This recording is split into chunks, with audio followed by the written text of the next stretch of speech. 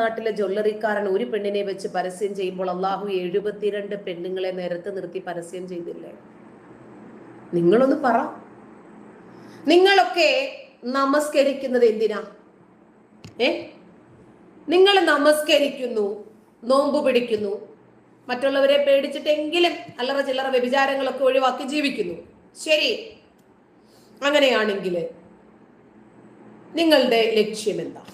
എന്തിനു വേണ്ടിയാണ് നിങ്ങൾ കഷ്ടപ്പെട്ടുണ്ടാക്കുന്ന സമ്പത്തിന്റെ ഒരു വിഹിതം പാവങ്ങൾക്ക് ദാനം ചെയ്യുന്നത്? ഈ സ്വർഗത്തിന് വേണ്ടി തന്നെയല്ലേ? അല്ലേ?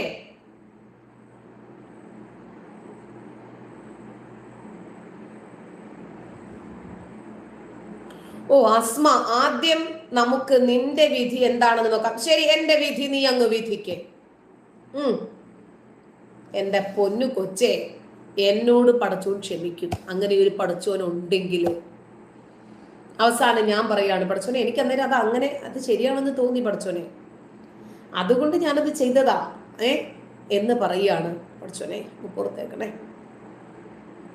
നീയൊക്കെ ഏത് പാപം എവിടെ പോയി കഴുകിക്കളയും പടച്ചോനെ. നീ വിചാരിച്ചത് കൊണ്ടാണേ ഞാനൊരു യുക്തിവാദി ആയതല്ല, നിന്റെ മാർഗത്തിലാണേ ഞാൻ ജീവിക്കാൻ ആഗ്രഹിച്ചത് പടച്ചോനെ. ഞാൻ അങ്ങനെ തന്നെ മുന്നോട്ട് പോകുമായിരുന്നേ. നീയാണേ പടച്ചോനെ ഇടയ്ക്ക് എനിക്ക് തോന്നിയത്. സിദ്ധി ദുബായ്, എടാ നീയും ആ മോള് തന്നെയാ, നീയും ആ മോൻ തന്നെയാ. നിന്നെ പിന്നെ എന്താ ഉമ്മ ദൂറിയിട്ടതാ ആണോ? പ്രത്യേകിച്ച് സ്ത്രീകളുടെ ലൈംഗിക അവയവങ്ങളെ കുറിച്ച് പറയുന്നത് വലിയ ഒരു മഹത്വമായിട്ടോ നല്ല 4 തെറി വിളിച്ചെന്നൊന്നും പറയല്ലേ. ഇത് മനുഷ്യന്റെ അവയവം മാത്രമാണ്.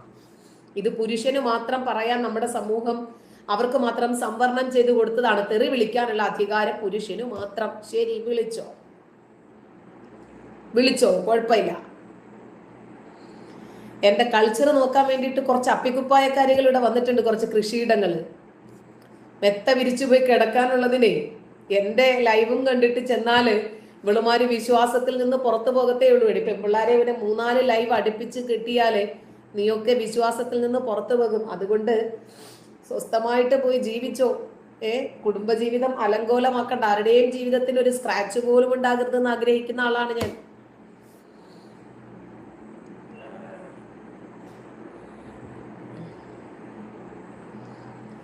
നീയാസ്, നിനക്ക് സൗദിയിൽ വന്നിങ്ങനെ പറയാൻ ചങ്കൂറ്റുണ്ടോ? എന്നടാ നാറി, ഞാനൊരു ഇന്ത്യക്കാരിയല്ലേ?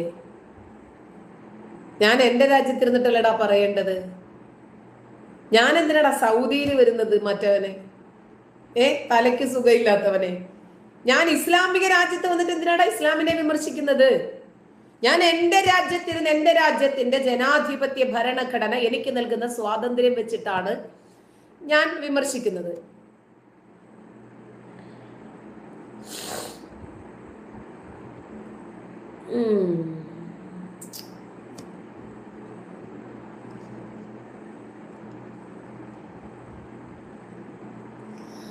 പടച്ചോനെ കുറിച്ച് പറയുമ്പോ നിങ്ങളെ വല്ലാതെ വെകിളി കൊള്ളുന്നുണ്ട്. എന്റെ പൊന്നു സുഹൃത്തുക്കളെ, ഈ പടച്ചോനെ ഞാനും ഒരു കാലത്ത് അങ്ങേയറ്റം വിശ്വസിച്ചിരുന്നതാ. അള്ളാഹുവിനെയും അള്ളാഹുവിന്റെ റസൂലിനെയും ഒക്കെ വിശ്വസിച്ച് ഒരുപാട് ഖുർആൻ ക്ലാസ്സുകൾ എടുത്ത് റമദാനിലെ 30 ദിനരാത്രങ്ങളിലും 2 സ്ഥലത്ത് തറാവി നമസ്കരിപ്പിക്കുമായിരുന്നു. തോരാതെ പ്രാർത്ഥനകൾ, ദിക്റുകൾ, അള്ളാഹുവിലേക്ക് അടുക്കുക. ഒരു തറാവി നമസ്കരിക്കുമ്പോൾ ഖുർആൻ തുടക്കം മുതൽ ഒടുക്കം വരെ മുഴുവനും ഫിനിഷ് ചെയ്യും. ഖത്തം ഓതുക എന്ന് അതിന് പറയാ. അങ്ങനെ നേരം വെളുക്കുവോളം നിന്ന് നമസ്കരിക്കുകയും ഖുർആൻ ഓതുകയും സൽക്കർമ്മങ്ങൾ ചെയ്യുകയും അതിനുവേണ്ടി ജനങ്ങളെ ഉപദേശിക്കുകയും ഒക്കെ ചെയ്ത് ജീവിച്ചിരുന്ന ആളാ ഞാൻ. അള്ളാഹു അറിയാതെ, അള്ളാഹു വിചാരിക്കാതെ എന്റെ വിശ്വാസം എന്റെ ഹൃദയത്തിൽ നിന്ന് പോകുവോ? തലച്ചോറിൽ നിന്ന് പോയത് ഞാൻ വിചാരിച്ചത് കൊണ്ടാണ്. എന്നെ വിശ്വാസത്തിൽ നിന്നും എടുത്തെറിഞ്ഞത് പടച്ചോനല്ലേ. അപ്പൊ പിന്നെ ആ പടച്ചോൻ നോക്കത്തില്ല എന്റെ വിധി? നിങ്ങൾ വെറുതെ വൈകാരികമായിട്ട് റിയാക്ട് ചെയ്തിട്ട് വല്ല കാര്യവുമുണ്ടോ? അള്ളാഹു എന്ന് പറയുന്ന പുരുഷ പടച്ചവൻ സൃഷ്ടിച്ച സ്വർഗത്തിൽ 72 ഹൂറികളല്ലാതെ ഒരു ഹൂറനെ കുറിച്ചിട്ടെങ്കിലും അള്ളാഹു ഖുർആനിൽ പറഞ്ഞിട്ടുണ്ടോ? എന്തേ പറയാത്തത്? ഇനി അതും പോട്ടെ, ആണും പെണ്ണുമല്ലാത്ത ഒരു ജെൻഡർ ഉണ്ടല്ലോ, അള്ളാഹുവിന് അറിയില്ലായിരുന്നോ ഇങ്ങനെ ഒരു ജെൻഡർ ഉണ്ടെന്ന്? അവർക്ക് അള്ളാഹു ആരെയാ കൊടുക്കുക? പിന്നെ ഗേ ഉണ്ട്, ലെസ്ബിയൻ ഉണ്ട്, ഇവർക്കൊക്കെ ആരെയാ കൊടുക്കുക? ഇവരുടെയൊക്കെ വൈകാരികതകൾ പോലും തിരിച്ചറിയാൻ പറ്റാതെ പോയല്ലോ നമ്മുടെ പടച്ചോന്. ഇനിയും അള്ളാഹു പറയുന്നുണ്ട്, അള്ളാഹുവിൽ പങ്കു ചേർക്കാത്ത പാപങ്ങൾ ഒഴികെ എല്ലാം അള്ളാഹു ഉദ്ദേശിക്കുന്നവർക്ക് അള്ളാഹു പുറത്തു കൊടുക്കുമെന്നാ പറഞ്ഞത്. ഞാൻ പങ്കു ചേർത്തിട്ടില്ല. 7 മഹാപാപങ്ങളിൽ ഒന്നുപോലും ഞാൻ ചെയ്തിട്ടില്ല. അള്ളാഹു അല്ലാത്തവരെ വിളിച്ച് പ്രാർത്ഥിക്കരുത് എന്ന് പറഞ്ഞു, ഞാനത് ചെയ്തിട്ടില്ല. 2 സിഹ്റാണ്, മാരണം, കൂടോത്രം, ഞാനത് ചെയ്തിട്ടില്ല, ഞാനതിൽ വിശ്വസിക്കുന്നുമില്ല. 3 പലിശയാണ്, അതുമായിട്ടും എനിക്ക് ബന്ധമില്ല. 4 അന്യായമായ മനുഷ്യവധമാണ്, ഞാനതൊന്നും ചെയ്തിട്ടില്ല. പിന്നെ അനാഥകളുടെ സ്വത്ത് ഭുജിക്കലാണ്, ഞാനത് ചെയ്തിട്ടില്ല. ഞാനേ അനാഥയാണ്. 1 അള്ളാഹുവിൽ പങ്കു ചേർക്കുക, ഞാനത് ചെയ്തിട്ടില്ല. 2 മാരണമാണ്, ഞാനത് ചെയ്തിട്ടില്ല. 7 മഹാപാപങ്ങളെ കുറിച്ചിട്ടാ പറയുന്നത്. മാരണം ഞാനത് ചെയ്തിട്ടില്ല. 3 അന്യായമായ മനുഷ്യവധം, ഞാൻ ആരെയും കൊന്നിട്ടില്ല, ന്യായത്തിനെ കൊന്നിട്ടില്ല. പിന്നെ എങ്ങനെ അന്യായം? ഒരു മനുഷ്യന്റെ ജീവൻ എടുക്കാൻ മറ്റൊരു മനുഷ്യന് അധികാരമില്ലെന്ന് വിശ്വസിക്കുന്ന ആളാണ്. പിന്നെ 4 പലിശ ഭുജിക്കാൻ, ഞാനതും ചെയ്തിട്ടില്ല. 5 യുദ്ധരംഗത്ത് നിന്ന് ഓടി ഒളിക്കുക, ഞാനത് ചെയ്തിട്ടില്ല. എന്റെ ജീവിതമേ ഒരു യുദ്ധമാണ്. ഒരു പ്രശ്നത്തിൽ നിന്നും ഓടി ഒളിച്ചിട്ടില്ല. അവിടെ നിന്ന് ആ പ്രശ്നം പരിഹരിക്കും. അതല്ലെങ്കിൽ ഏത് കാലത്തായിരുന്നാലും ശരി, ആ പ്രശ്നം പരിഹരിക്കാൻ ഞാൻ അവിടെ വന്ന് നിൽക്കേണ്ടി വരുമെന്ന് ഉത്തമ ബോധ്യം എനിക്കുണ്ട്. ഒരു പ്രശ്നത്തിൽ നിന്നും ഓടി ഒളിച്ചിട്ടില്ല. 6 സത്വൃത്തയായ സ്ത്രീയെ കുറിച്ച് അപവാദം പറയുക, ഞാൻ പറഞ്ഞിട്ടില്ല, അതൊന്നും ചെയ്തിട്ടില്ല. അപ്പോ അള്ളാഹു അല്ലാത്തവരോട് പങ്കു ചേർക്കുന്നതല്ലാത്ത മറ്റെല്ലാ പാപങ്ങളും അള്ളാഹു പുറത്തു തരുമെന്ന് പറഞ്ഞിട്ടാണ് 7 മഹാപാപത്തെ കുറിച്ച് അള്ളാഹു പറഞ്ഞത്. ഇതിലൊന്നുപോലും എന്റെ ജീവിതത്തിൽ ഞാൻ ചെയ്തിട്ടില്ല. പിന്നെ എങ്ങനെയാ അള്ളാഹു എന്നെ ശിക്ഷിക്കുക? അതായത് വിശ്വാസികൾ മരിച്ചാൽ ഇന്നാ ലില്ലാഹി വ ഇന്നാ ഇലൈഹി റാജിഊൻ, അല്ലാഹുവേ നിന്നിൽ നിന്നാണ് ഞങ്ങളുള്ളത്, നിന്നിലേക്ക് തന്നെയാണ് ഞങ്ങളുടെ മടക്കവും. ശരിയെന്ന്. ഒരു അമുസ്ലിം മരിച്ചാൽ ഫീനാരി ജഹന്നമ ഖാലിദൂൻ, അവൻ നരകത്തിൽ നിത്യവാസിയായിരിക്കുമെന്ന് പഠിപ്പിച്ചു. എന്തിനങ്ങനെ പറയണം? അമുസ്ലിങ്ങളെ സൃഷ്ടിച്ചു അള്ളാഹു, നരകവും സൃഷ്ടിച്ചു. ഒന്നുകിൽ നരകം സൃഷ്ടിക്കാതിരിക്കാമായിരുന്നു. ആ നരകം സൃഷ്ടിച്ച അള്ളാഹുവിന് നരകം നിറയ്ക്കാൻ മനുഷ്യരെയും സൃഷ്ടിച്ചല്ലേ പറ്റൂ. അപ്പോൾ ആരുടെ കുഴപ്പമാണ്? ആ മനുഷ്യനെ നരകം സൃഷ്ടിച്ച് അതിനകത്തിട്ട് വറുത്തു പൊരിച്ചെടുക്കുന്നതിനേക്കാൾ എത്രയോ നല്ലതായിരുന്നു അവന്റെ ഹൃദയത്തിലേക്ക് ഈമാൻ ഇട്ട് കൊടുക്കുന്നത്, തലച്ചോറിൽ ഇട്ട് കൊടുക്കുന്ന. പഠിച്ചോണ്ട് ഹൃദയമേ ഉള്ളൂ, ശരി, ഹൃദയത്തിലെങ്കിലും ഒന്നിട്ട് കൊടുക്കാമായിരുന്നല്ലോ. ഒരു ഹദീസേ റിപ്പോർട്ട് ചെയ്യുന്ന അബൂദർ റിപ്പോർട്ട് ചെയ്യുന്ന ഒരു ഹദീസ് ഉണ്ട്. നബിയോട് വന്ന് ചോദിക്കുകയാണ്, നബിയെ ഞാൻ സ്വർഗത്തിൽ പ്രവേശിക്കുമോ? നബി പറഞ്ഞു പ്രവേശിക്കും. അപ്പൊ പറഞ്ഞു, പ്രവാചകരെ ഞാൻ കളവ് നടത്തിയിട്ടുണ്ട്. ഓ, സ്വർഗം കിട്ടുവടാ, കുഴപ്പമൊന്നുമില്ലടാ, കള്ളന്മാർക്കും കൊള്ളക്കാർക്കും ഒക്കെ സ്വർഗം കിട്ടുവടേ, പ്രശ്നമില്ലടേ. അല്ലാഹുവിന്റെ റസൂലേ ഞാൻ വ്യഭിചരിച്ചിട്ടുണ്ട് റസൂലേ. അപ്പൊ പറഞ്ഞു കിട്ടൂ. നീ വലിയ കാര്യമായിട്ട് വ്യഭിചരിച്ചിട്ടുണ്ട് എന്നൊക്കെ പറയുന്നത് കിട്ടും. അടുത്തത് അയാൾ ചോദിക്കുകയാണ്, പ്രവാചകനെ മോഷ്ടിച്ചാലും കിട്ടും? ആന്ന് കിട്ടുവന്നേ. ആ ഹദീസ്, ഒരാള് കളവ് നടത്തിയാലും വ്യഭിചരിച്ചാലും മോഷ്ടിച്ചാലും ശരി, അയാൾക്ക് സ്വർഗം ലഭിക്കുമെന്ന് സ്വഹീഹുൽ ബുഖാരി റിപ്പോർട്ട് ചെയ്യുന്നു. 2-ാം അധ്യായം 2329 ഹദീസ്. സ്വഹീഹുൽ ബുഖാരി റിപ്പോർട്ട് ചെയ്യുന്ന 1237 ഹദീസിലും ഇത് തന്നെയാണ് പറയുന്നത്. എങ്ങനെയുള്ള സ്വർഗമായിരിക്കും അത്? ആലോചിച്ച് പറഞ്ഞാൽ മതി. അങ്ങനെയുള്ള സ്വർഗത്തിൽ നിങ്ങൾക്ക് പോകണോ? എനിക്ക് പോകണ്ട. കള്ളന്മാരും കൊലയാളികളും വ്യഭിചാരികളും ദുർനടപ്പുകാരും മോഷ്ടാക്കളും ഒക്കെയുള്ള സ്വർഗം, ഇവനെയൊക്കെ വിശ്വസിച്ച് സ്വർഗത്തിൽ പോയി ഇരിക്കാൻ പറ്റുമോ? വ്യഭിചാരികളാണ്, വേണ്ട. നബി പറഞ്ഞു, ജിബ്രീൽ എന്നോട് പറഞ്ഞു, നിന്റെ സമുദായത്തിൽ നിന്നാരെങ്കിലും ഒന്നിനെയും പങ്കു ചേർക്കാതെ, അതായത് അള്ളാഹു അല്ലാത്തവരെ വിളിച്ചു പ്രാർത്ഥിക്കാതെ മരണപ്പെട്ടാൽ അവൻ സ്വർഗത്തിൽ പ്രവേശിച്ചു കഴിഞ്ഞു. അവൻ വ്യഭിചരിച്ചാലും മോഷ്ടിച്ചാലും ശരി. ബുഖാരി റിപ്പോർട്ട് ചെയ്യുന്ന 54 വോള്യം 54 അധ്യായം 445 ഹദീസ്. അതുകൊണ്ടാണ് ചിലപ്പോ കാരശ്ശേരി മാഷൊക്കെ ഇത് മനസ്സിലാക്കിയിട്ടാ പറഞ്ഞത് എനിക്ക് ആ സ്വർഗം വേണ്ടാന്ന്. കാരണം ഇവരുടെയൊക്കെ കൂടെ കിടക്കണ്ടേ, താല്പര്യമില്ലാത്തോണ്ടാ. പഠിച്ചോനെ തരല്ലേ അല്ലാ, എന്റെ സ്വർഗം, നിന്റെ സ്വർഗത്തിലേക്ക് നീ എന്നെ പ്രവേശിപ്പിക്കല്ലേ അല്ലാ, എനിക്ക് വേണ്ട പഠിച്ചോനെ നിന്റെ സ്വർഗം എന്ന് പറയേണ്ടി വരുന്നത് അതുകൊണ്ടാണ്. പ്രത്യേകിച്ച് നബിയൊക്കെ ഉണ്ടാവുമല്ലോ, വേണ്ട. 6 വയസ്സുള്ള കുഞ്ഞിനോടൊക്കെ നബി ഓരോന്ന് കാണിക്കണതൊക്കെ നമ്മളും കാണേണ്ടി വരൂലേ, താല്പര്യമില്ലാത്തോണ്ടാ. ഈ ലോകം സൃഷ്ടിച്ച പടച്ചോനെ, ഞാനൊരാള് നിസ്കരിച്ചിട്ടില്ലെങ്കിൽ എന്താ പ്രശ്നം? ഞാനൊരാൾ വിശ്വസിച്ചിട്ടില്ലെങ്കിൽ എന്താ പ്രശ്നം? ഞാനൊരാൾ ഇസ്ലാമിനെ വിമർശിച്ചാൽ പടച്ചോന്റെ സിംഹാസനം കുലുങ്ങുമോ? എൻ്റെ പൊന്നു മുസ്ലിം സുഹൃത്തുക്കളെ, നിങ്ങൾ വിചാരിക്കുന്നത് പോലെ ഒന്നും അല്ല. പടച്ചോൻ ഇതൊക്കെ ചിരിച്ചുകൊണ്ടാ കാണുന്നതുണ്ടെങ്കിൽ എന്നെ ഒരു ജാമ്യത ഒരിടത്തിരുന്ന് വിമർശിക്കുന്നു, ഈ പൊട്ടന്മാര് മൊത്തവും അവളെ തെറി പറഞ്ഞിട്ട് മലക്കുകൾക്ക് പണിയുണ്ടാക്കുകയാണല്ലോ എന്നാ പടച്ചോൻ വിചാരിക്കുന്നു. ജാമിതാക്കുള്ള ശിക്ഷ ഞാൻ വേറെ കൊടുത്തല്ല, ജാമിതായെ തെറി പറഞ്ഞിട്ട് ഇവന്മാരെന്തിനാണ് ഈ ശിക്ഷ ഉണ്ടാക്കി വെക്കുന്നതെന്നാ പടച്ചോൻ ചിന്തിക്കുന്നു. ഡാവേ, ഞാൻ ചെയ്യുന്ന തെറ്റുകൾക്ക് പടച്ചോനെ വിമർശിക്കുന്നുണ്ട്, നബിയെ വിമർശിക്കുന്നുണ്ട്. അതിനകത്തുള്ളതാ പറയുന്നത് വിമർശനമാണെന്ന് നിങ്ങൾക്ക് തോന്നുക. ശരിയെന്ന ബല വിമർശനമെങ്കിൽ വിമർശനം. പടച്ചോൻ എന്നെ അങ്ങ് ശിക്ഷിച്ചോളൂ. എന്നെ തെറി പറഞ്ഞ് എന്തിനാടാവേ നീയൊക്കെ ഈ പാപം സമ്പാദിക്കുന്നത്? മറ്റൊരു ഹദീസ്, 80,000 ദാസന്മാർ. എത്രയാ? 80,000. 20,000 കൊണ്ടുണ്ടെങ്കിൽ 1,00,000 ആയാനെ. കൗണ്ട് ശരിയായില്ല, പോട്ടെ. 72 ഭാര്യമാരുമുള്ളവനാണ് സ്വർഗത്തിലെ കുഞ്ഞു സ്ഥാനം.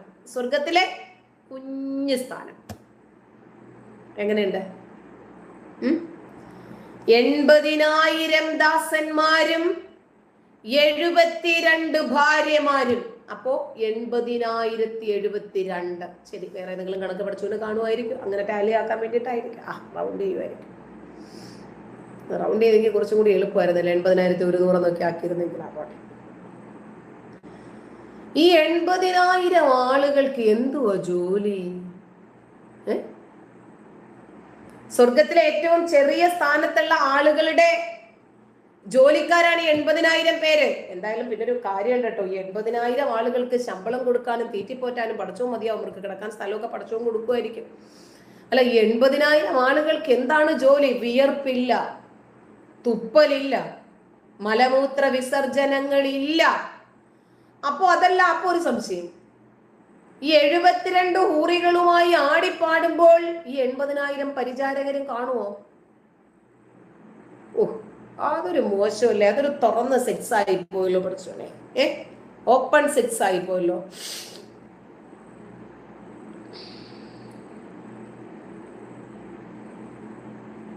അല്ല മുഹമ്മദ് ഉസ്മാനെ, എനിക്ക് ഭർത്താവുണ്ട്, ഇക്കണ്ട്, ഇവിടെ വിളിക്കണോ? എന്തെങ്കിലും രഹസ്യമായിട്ട് ചോദിക്കാനുണ്ടോ? എന്നാ കക്ഷിക്ക് ചാനലുണ്ട്, ചോദിച്ചോ. അതിനകത്തെ ലൈവിലൊക്കെ വരാറുണ്ട്, അന്നേരം ചോദിച്ചു. എൻ്റെ വീട്ടിലെ സ്വർഗമാണോ എന്ന്? അല്ലടാ, എൻ്റെ വീട് അല്ലെങ്കിലും സ്വർഗം തന്നെയാ. പക്ഷെ ഈ പെണ്ണും കള്ളുമുള്ള സ്വർഗമല്ലെന്നേ ഉള്ളൂ. അല്ലാതെ തന്നെ എൻ്റെ വീട് സ്വർഗം, എൻ്റെ മക്കള് എല്ലാവരും ഉണ്ടെങ്കിൽ തന്നെ. അടിച്ച് ചെപ്പ പൊട്ടിക്കണോന്ന് മുഹമ്മദ് ഉസ്മാൻ. ഇങ്ങോട്ട് പോരടാ, ഇങ്ങോട്ട് പോരെ. അങ്ങനെ എത്ര പേര് ഞാൻ അടിച്ചിട്ടുണ്ട്? അങ്ങനെ കൊള്ളാലോ. എന്താടാ ഖുർആനിലെ ഹദീസിലുള്ളത് പറയുമ്പോൾ നിനക്കൊക്കെ ഇങ്ങനെ കുരുപൂട്ടുന്ന കാര്യം എന്താടാ? ആര് മൈൻഡ് ആക്കാനെന്ന്? ഹബീര, നിന്നേക്കാൾ പിന്നെ ആരെ ഇങ്ങോട്ട് വിളിച്ചത്?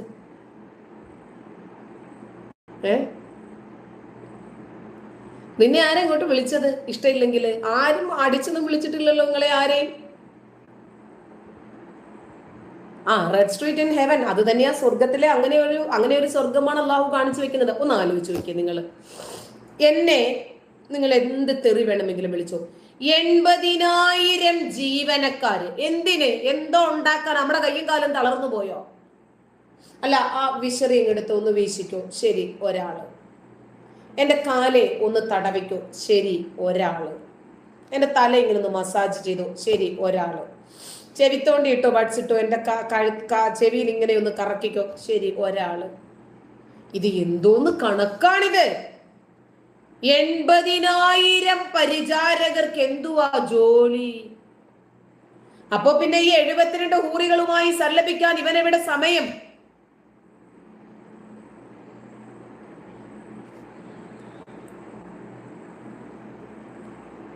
സിറാജെ പോയി മലയാളം പഠിച്ചിട്ട് കേട്ടോ. ഞാൻ പറഞ്ഞില്ലടാ നേരത്തെ തന്നെ, ചീത്തയെങ്കിലും അക്ഷരത്തെറ്റില്ലാതെ എഴുതി പഠിച്ചിട്ട് വരണമെന്ന്. മലയാള ഭാഷയെ വ്യഭിചരിക്കരുത് എന്ന് പറഞ്ഞില്ലേ നേരത്തെ തന്നെ. പടച്ചോനെ കുറിച്ചും ഇസ്ലാമിനെ കുറിച്ചുമാണ് പറയുന്നത്. ബോധത്തോടെ മാത്രം. ഞാൻ ബോധത്തോടു കൂടി തന്നെ സംസാരിക്കുന്നത്. ഈ ഹബീരഹൻ TM, നിനക്ക് എന്തെങ്കിലും മാനസിക പ്രശ്നം ഉണ്ടോ? ഖുർആനിനകത്തുള്ള സ്വർഗത്തെ കുറിച്ച് പറയുമ്പോൾ നിന്റെ വീട്ടിലെ സ്വർഗ്ഗമാണെന്നോ? എന്റെ വീട്ടിലെ സ്വർഗത്തിൽ എവിടെയാണ് 80,000 പരിചാരകർ? 4 പേർക്ക് മര്യാദയ്ക്ക് കിടക്കാൻ സ്ഥലമില്ലാത്ത ഈ വീട്ടിനകത്ത് എവിടെയാ 80,000 പരിചാരകർ? നിനക്ക് വല്ലാത്ത കുഴപ്പമാണല്ലോ.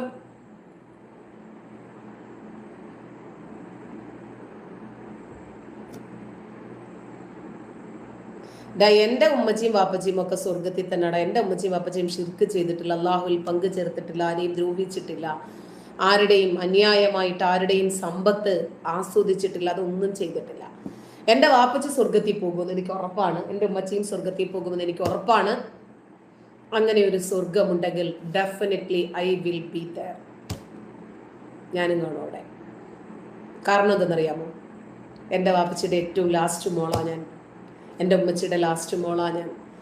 അവര് സ്വർഗത്തിൽ കിടന്നിങ്ങനെ മുന്തിരിയുടെ ചാറിങ്ങനെ നക്കി നക്കി കുടിക്കുമ്പോ, അല്ലോ എൻ്റെ പിള്ള നരകത്തിൽ കിടന്ന് കത്തി എരിയുവാണോ പടച്ചോനെ, എൻ്റെ കുഞ്ഞിനെ ഇങ്ങടെ തന്നേരെ എന്ന് പറയും. സ്വർഗത്തിൽ പോയി കഴിഞ്ഞാൽ ആരെന്ത് ചോദിച്ചാലും തരൂലേ? ഇപ്പൊ എൻ്റെ വാപ്പച്ചിയുടെ കുഞ്ഞിനെ ചോദിച്ചാൽ എൻ്റെ വാപ്പച്ചിയുടെ കുഞ്ഞിനെ അവിടെ കിട്ടും. അങ്ങനെയാണെങ്കിൽ പോലും ഞാൻ സ്വർഗത്തിലെത്തും. അപ്പോഴും ഞാൻ പടച്ചോനോട് കാല് പിടിച്ച് പറയും, പൊന്നു പടച്ചോനെ ഞാൻ അങ്ങോട്ട് വരുന്നില്ല. പടച്ചോന്റെ മലക്കുകൾ എന്നെ അങ്ങനെ വലിച്ചെഴച്ച് സ്വർഗത്തിലേക്ക് കൊണ്ടുപോകുമ്പോൾ ഞാനിങ്ങനെ പുറകോട്ട് വലിക്കടാ, പ്ലീസേ ഒന്ന് സഹായിക്കടാ, എന്നെ ഒന്ന് അങ്ങോട്ട് കൊണ്ടുപോടാ, എനിക്ക് സ്വർഗത്തിൽ പോണ്ടാ. മനസ്സിലായ? നരകത്തിലെ വിറകുകൊള്ളിയാണ് ഞാന്. എനിക്ക് അത് തന്നെയാണ് താല്പര്യം. പടച്ചോനിനെയും 14 സ്വർഗം തന്നാലും പടച്ചോനെ പ്ലീസ് തരല്ലേ എന്നേ ഞാൻ പറയും. ഒന്നാമത്തെ കാര്യം, ഈ 80,000 ദാസന്മാരെ സഹിക്കാനുള്ള കപ്പാസിറ്റി എനിക്കില്ല. 72 ഭാര്യമാരും 80,000 പരിചാരകരും. ചെറിയ സ്വർഗത്തിൽ പോകുന്ന ആളുകളുടെ അവസ്ഥയാണിത്. ഇതെന്ത് സ്വർഗമാണ്? ജാമിഉ തിർമുദി വോള്യം 4 ബുക്ക് നമ്പർ 12 2562 ഹദീസ്. വിശ്വാസം വന്നോ? ഇതൊക്കെ നമ്മുടെ ഹദീസ് ഗ്രന്ഥങ്ങളിലുള്ളതാണ്. വെറുതെ ഞാൻ പറഞ്ഞിട്ട് പോകുന്നതല്ല, ഞാൻ അങ്ങനെ പറഞ്ഞിട്ട് പോകാൻ വേണ്ടി വന്ന ആളുമല്ല. ഇസ്ലാമിക ഗ്രന്ഥങ്ങളിലുള്ള ഇത്തരം വിശ്വസിക്കാൻ സാധിക്കാത്ത കടിച്ചാ പൊട്ടാത്ത കളവുകൾ എഴുതി വെച്ചിട്ട് ഇത് അവിശ്വസിച്ചു കഴിഞ്ഞാൽ നിങ്ങൾ എന്നെ തെറി പറഞ്ഞിട്ട് എന്താ കാര്യം? മുഹമ്മദ് നബി പറഞ്ഞതായിട്ട് മറ്റൊരു ഹദീസ് കൂടി ഞാൻ പറഞ്ഞു തരാം. അബൂ ഉമാമ ഉദ്ധരിക്കുന്ന ഒരു ഹദീസാണ്. ദൈവം, അതായത് അള്ളാഹു സ്വർഗത്തിൽ പ്രവേശിപ്പിക്കുന്ന എല്ലാ ആളുകളും, അള്ളാഹു സ്വർഗത്തിൽ പ്രവേശിപ്പിക്കുന്ന മുഴുവൻ ആളുകളും 72 ഭാര്യമാരെ വിവാഹം കഴിക്കും. പുരുഷന്മാരെ കുറിച്ചിട്ടാണ് ഈ പറഞ്ഞത്. അള്ളാഹു സ്വർഗത്തിൽ പ്രവേശിപ്പിക്കുന്ന എല്ലാ പുരുഷന്മാർക്കും 72 ഭാര്യമാരാണ് അവർക്കുണ്ടാവുക. 2 ഹൂറികൾ വേറെ. അപ്പൊ എത്രയായി? 72 2 74 കണക്ക് ശരിയല്ലേ? ശരി. അതായത് അങ്ങനെ ആയിരിക്കില്ല കേട്ടോ. 72 ഭാര്യമാരെ വിവാഹം കഴിപ്പിച്ചു കൊടുക്കും. മൊത്തം 72 ഉള്ളൂ. അതിനകത്ത് 2 ഹൂറികൾ, ബാക്കി 70 നരകവാസികളുടെ അവകാശവുമാണ്. അവയ്ക്കെല്ലാം ലൈംഗിക അവയവങ്ങൾ ഉണ്ടായിരിക്കും. അയാൾക്ക് തളരാതെ എപ്പോഴും നിവർന്നു നിൽക്കുന്ന ലിംഗവും ഉണ്ടായിരിക്കും. എന്നെ തരി പറയണ്ട. ഇബ്നു മാജ റിപ്പോർട്ട് ചെയ്യുന്ന 4337 ഹദീസ്.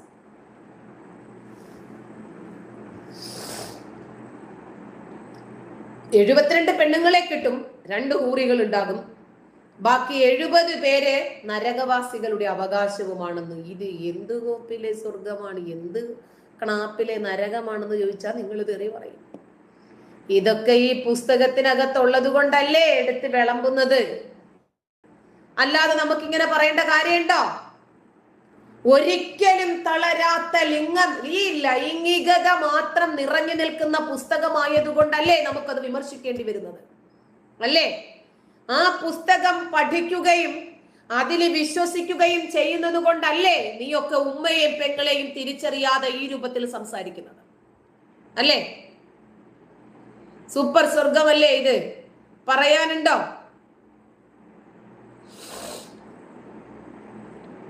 അതാണ് സഹീറെ, എന്നോട് ചോദിച്ചിട്ട് കാര്യമില്ല, ഞാനിത് നിങ്ങളോട് ചോദിക്കേണ്ട കാര്യമാണ്. അങ്ങനെയാണെങ്കിൽ താങ്കളുടെ ഭർത്താവിന്റെ കൂടെ പുള്ളിയുടെ ജോലിക്കാരും കാണുമോ? നിങ്ങളുടെ പ്രൈവറ്റ് റൂമിൽ കാണുമെന്നല്ലേ പടച്ചോ പറയണത്? Open sex.